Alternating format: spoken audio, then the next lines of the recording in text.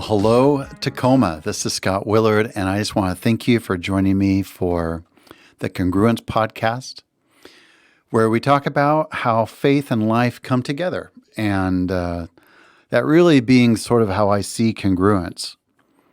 That we have all these component parts of ourselves, and we want there to be alignment. I see the truest alignment coming from our spirit outward to those other component parts of our lives. And so there you go, congruence, where faith and life come together. I'm like in shock mode right this moment, not going to lie. First of all, I have to describe the studio for just a moment. I'm sitting here, I've got lights, I've got cameras, this massive mic in front of my face, which if you're looking at me live, you can see that mic. And I've got these cool black walls that turn basically purple in the room when it's filming. What you guys can't see is this computer screen I'm looking at, which has got Tim like all hooded up, holding this BD Local Podcaster sweatshirt. And I swear that he put that there just for me because I've been kind of dogging him a little bit the last couple of episodes about how awesome his hair is. And I think he doesn't think that I'm being genuine. I am. Those of you that know me know that I am such a genuine person. There's never any snark or sarcasm that flows out of my mouth. Never. But truly, I am. I got like this man crush on Tim's hair, and his picture is just kind of funny because he's not only got a ball cap on, but he's got the hood over it. So it's cracking me up a little bit. Anyway, enough about that. I've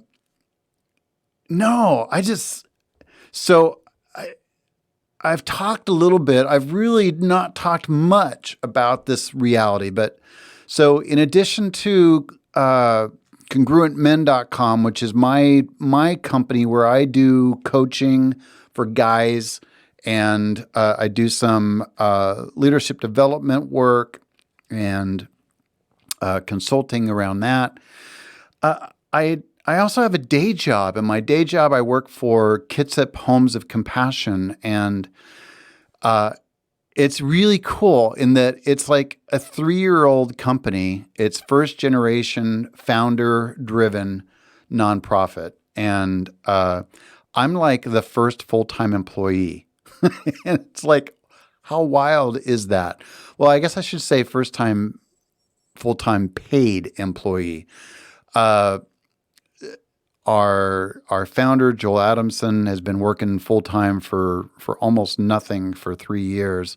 And we have volunteers that work for us virtually full-time as well. And it's just a cool thing. And then I just got off of a meeting with the folks at Amazon, and they opened up a new shipping, receiving, and delivery location in Bremerton. And they've identified us as one of the nonprofits they want to work with. And they're just talking to us about, well, what are your needs, both immediate and long-term? And I laid out, if you go onto our Facebook page, if you go onto the Kitsap Homes of Compassion Facebook page, you'll see that I just put a post up today about 3 things. I'm holding up 3 fingers. One, if you want to donate to support our Homes of Compassion to end homelessness in Kitsap County, I put up our donate page that is brand spanking new. And 2, that, we are poised right now to open about 3 new homes throughout Kitsap County, one in Port Orchard, one on Bainbridge Island, and another in Bremerton. And we're just on the cusp of having funding for another one in Poulsbo. And what we don't have is like anyone that coordinates furniture, right? So these homes are empty and they're homes for homeless people, right? So we have this strong value for someone to coordinate furnishing these homes. And so I posted that on Facebook. The other thing is that, once the home is set up, we have these residents that move in off of the street, oftentimes out of shelters or domestic violence programs. And again, many of them do not come to us with furniture. And so having someone that could help to coordinate furniture that has vehicles. I mean, I was joking around with these guys from Amazon about the fact that we grab a hold of these volunteers that have pickup trucks and are like, they are treasure. Don't go anywhere. You can't leave us, because we need them to like pick up furniture and drive them places.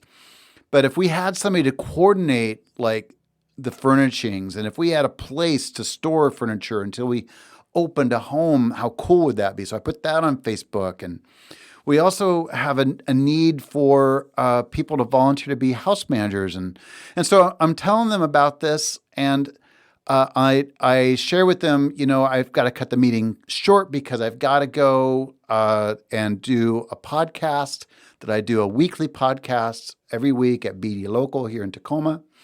And they're like, how cool is that? Well, before you go, we just want to share with you that in addition to these other needs, we're going to write a check to your organization for X amount. And I'm not going to share the amount. But let's just say it is just a really, really cool donation. It costs us a minimum of $5,000 to open up a new home. And they're donating the equivalent, just under 3 homes to be able to support our work. That's massive. I mentioned that I just put up a giving page. We just signed up with this donor management program, and just wrote the ad. It just got posted, I think, 2 days ago. I reposted it today on Facebook, and I just got, just before this show started, an email message that we had another sizable donation, just under what it would take to start a new home. I'm like really in this emotional space. I'm not a crier, but man, I've got like, it's like my eyes are threatening on me, and it's like, knock it off, guys. So I'm really in this emotional and tender space, and just massive gratitude to the folks at Amazon, massive gratitude to those that support needy work. And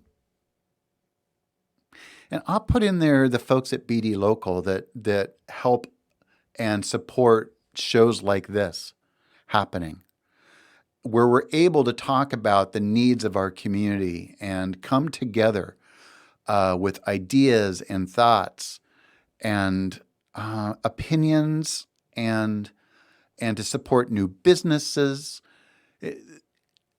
Thank you, BD Local, for being here. And if you want to support BD Local, you can reach out to Tim or Sadie. Phone number is 253-241-9268, or you can just connect with them on Facebook, BD Local Media. That's what I'll say about that. They've been so good to me, and I'm not going to embarrass them by talking about all the ways that they have supported me professionally and with my podcast, but I greatly appreciate them. And I know they would appreciate your support if you wanted to financially support the programs that they drop and that they produce, or if you wanted specifically to support this show. I know that would be a huge, huge thing. So thank you. I'm going to try and compose myself a little bit because I still feel like that rawness and those emotions. Uh, Life happens and it doesn't happen on a schedule like we want it to sometimes. Like just literally before you show up to be filmed live, right? Good things happen, bad things happen, life happens. And I don't know. Maybe it's a mark of professionalism that people can just show up on a dime and you don't have a clue what's going on in their world. Good for them. This show is about congruence, and related to congruence, in my mind, is authenticity and being genuine. So it doesn't seem to ring through and be authentic that I not be who I am with you. So if something awesome and amazing happens just before I show up, I want to share that with you. Even if it's as stupid and minor as discovering a new pumpkin spice creamer. I don't care. Or a couple weeks ago, right? I ranted on and on. Tim, just before the show, was bragging about how awesome pumpkin spice whipped cream is, especially when you put it with pumpkin pie. I mean, those are silly things, but they're things that make me happy, and so I share those with you. Or if something sad happens, I'm not going to keep that from you either. So there you go. Maybe the height of professionalism when it comes to a show like this is really owning who and what we say we are, which is being congruent, which is authenticity, which is genuineness. So here I am. I've talked a little bit. I haven't talked a lot about the fact that Holly and I are like on a journey. We have just this sense of calling to place, and that place is Tacoma. And we don't know what that means yet. When I have this kind of conversation with other pastors, they automatically go to thinking like a church plant or pastoring a church. I'm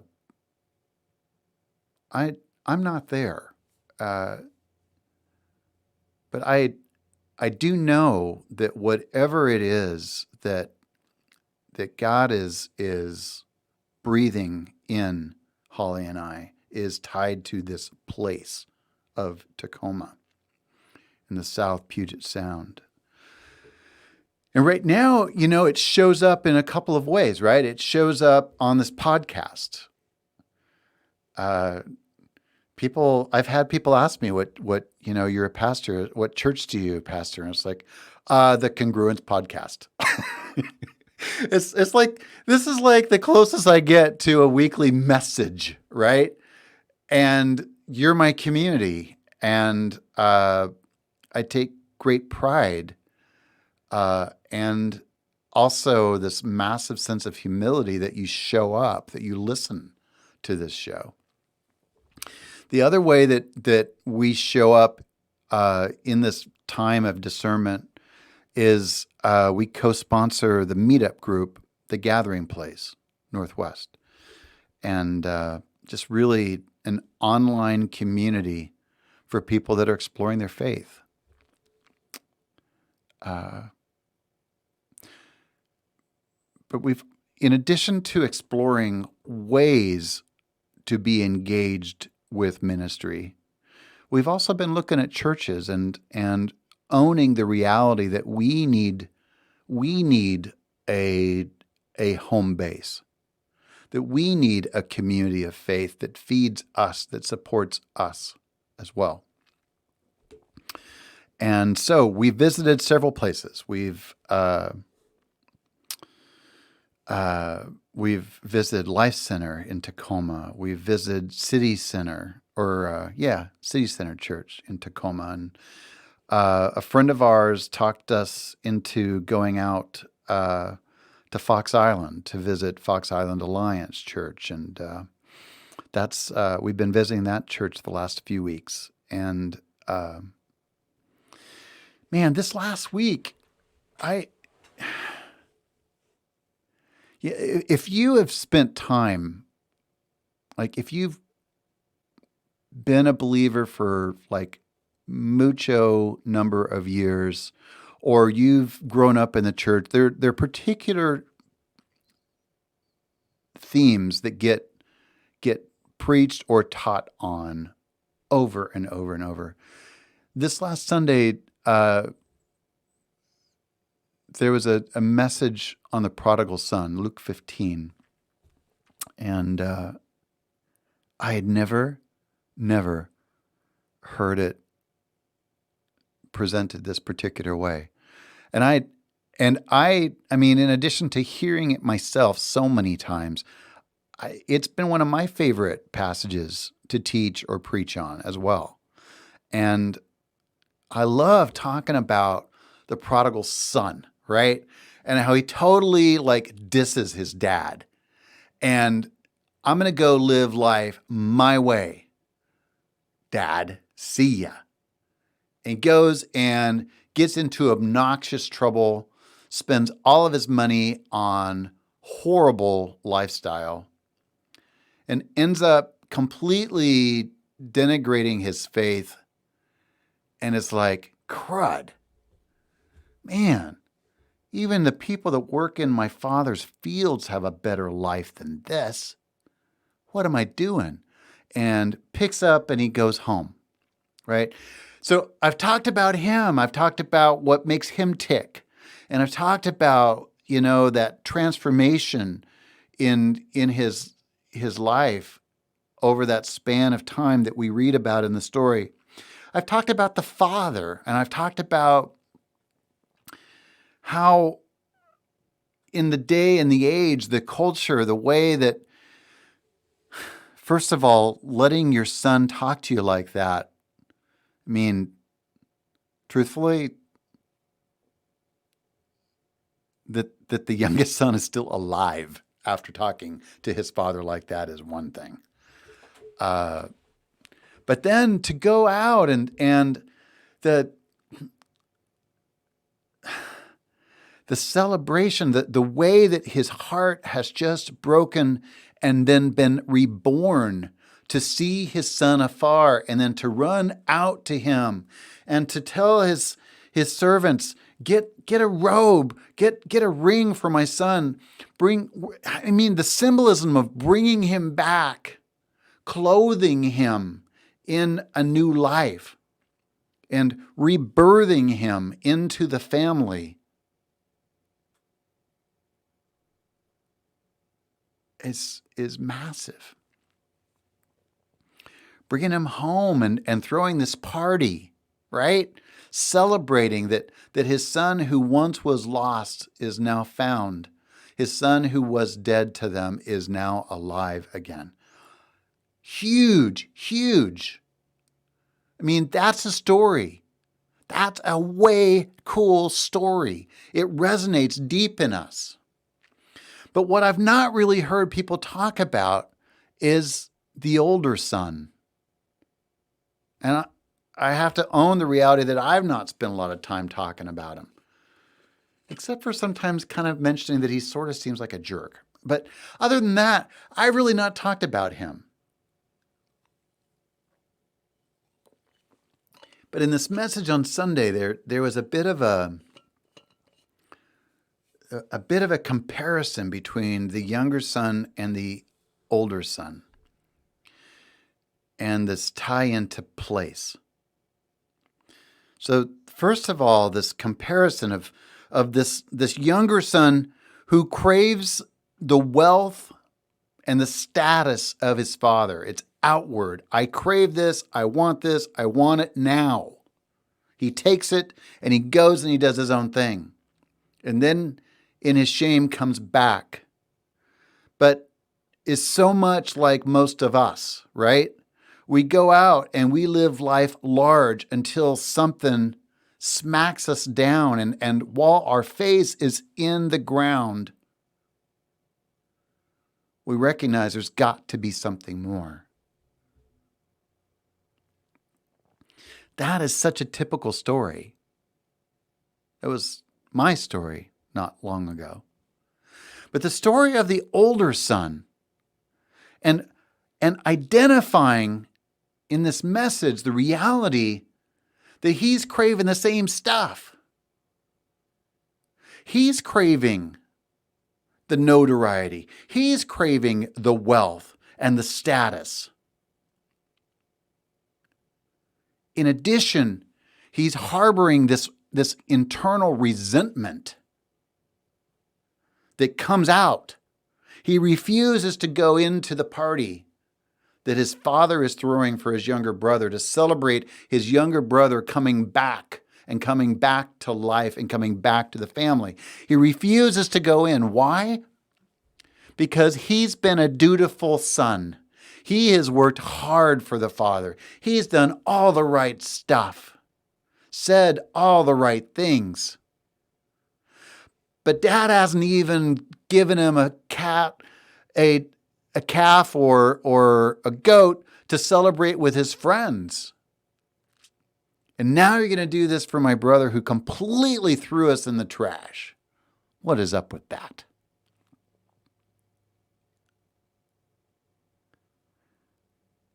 And this message tied together place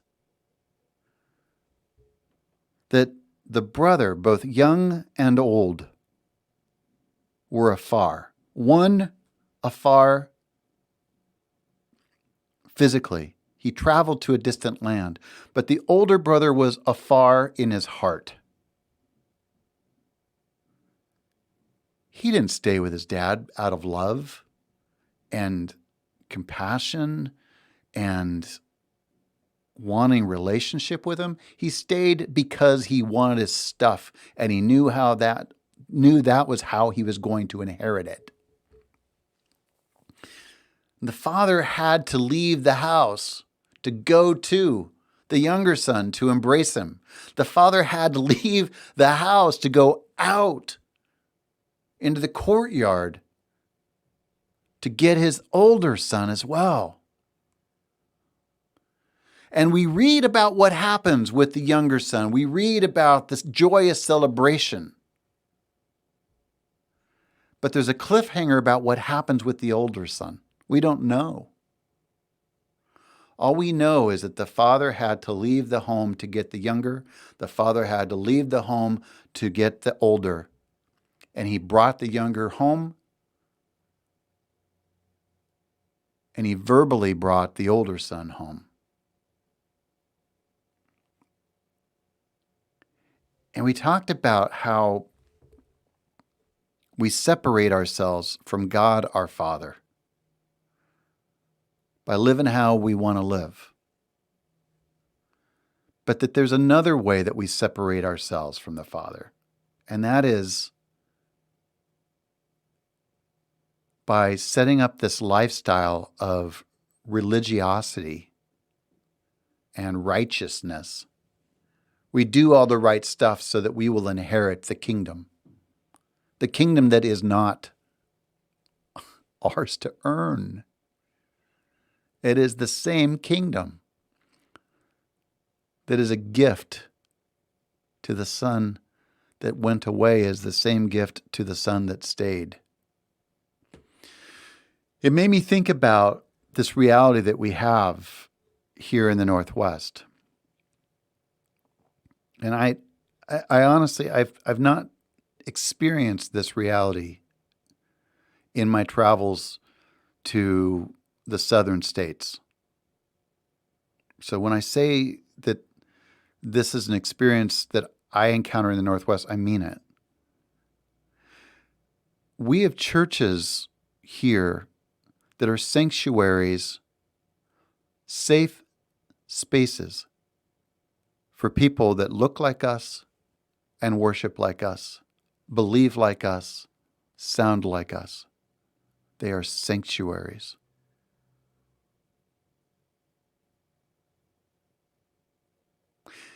And out of those sanctuaries is a criticism about this place where we live. The criticism is that the people of the Pacific Northwest don't want to know Jesus. And I think that's a lie. I've said it before. I'll say it again. I think it's a lie. I think the people of the Pacific Northwest desperately want to connect with Jesus. They desperately want to connect with a faith that is alive and vibrant. They want to encounter God the Creator, God the Father, God the Son, God the Holy Spirit.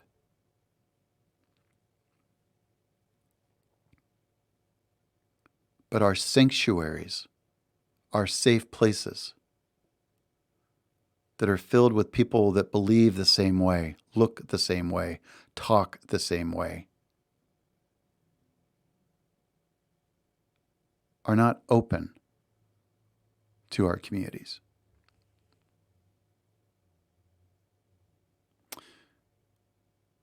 And it creates this interesting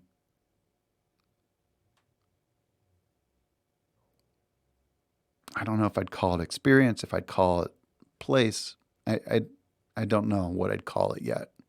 So I'll just keep talking and see if it falls into place. But it creates this weird dynamic, right? Where we have buildings that are used once or twice a week, taking up massive square blocks of real estate, smack dab in the middle of our community, that are not filled. They are maybe used at 30, 40% capacity. And I know with COVID, we're reduced anyway, right? I'm talking pre-COVID. Pre-COVID, most of these buildings were used at 30 to 40% capacity, and they were used an hour to 2 hours a week, taking up massive space smack dab in the middle of our communities. While today, there are very few roads in Tacoma downtown that you can drive through. You don't see people living in tents on the side of the road. We have buildings that are empty, and we have homeless people living in tents on the side of the street.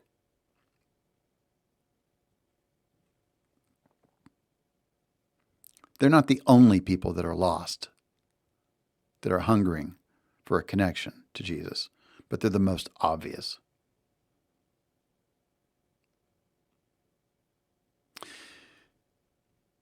And I just have to wonder,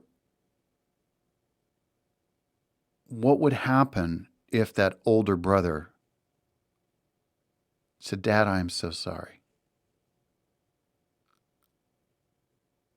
I love you more than I love your stuff. I love you more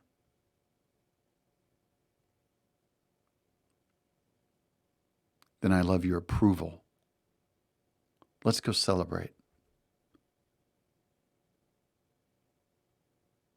Let's go wrap our arms around that younger brother of mine."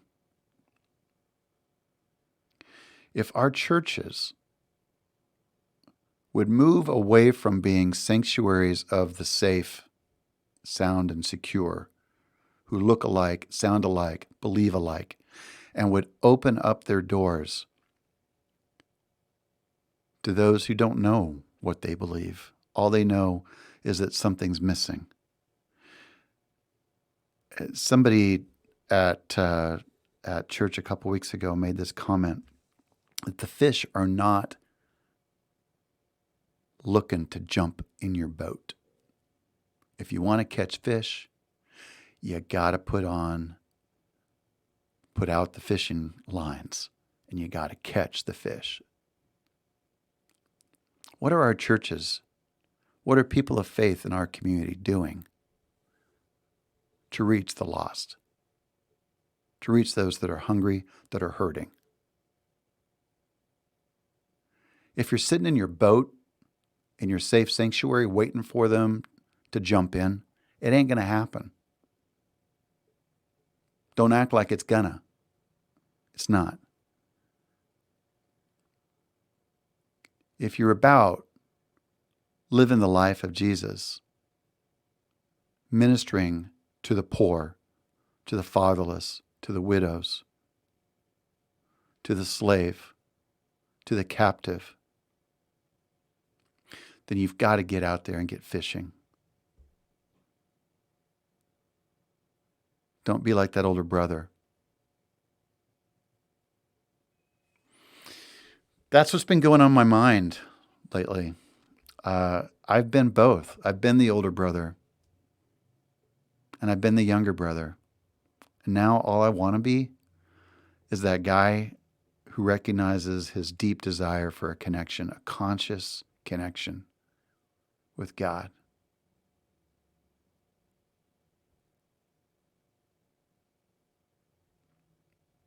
And I just want to encourage you to be real about who you are.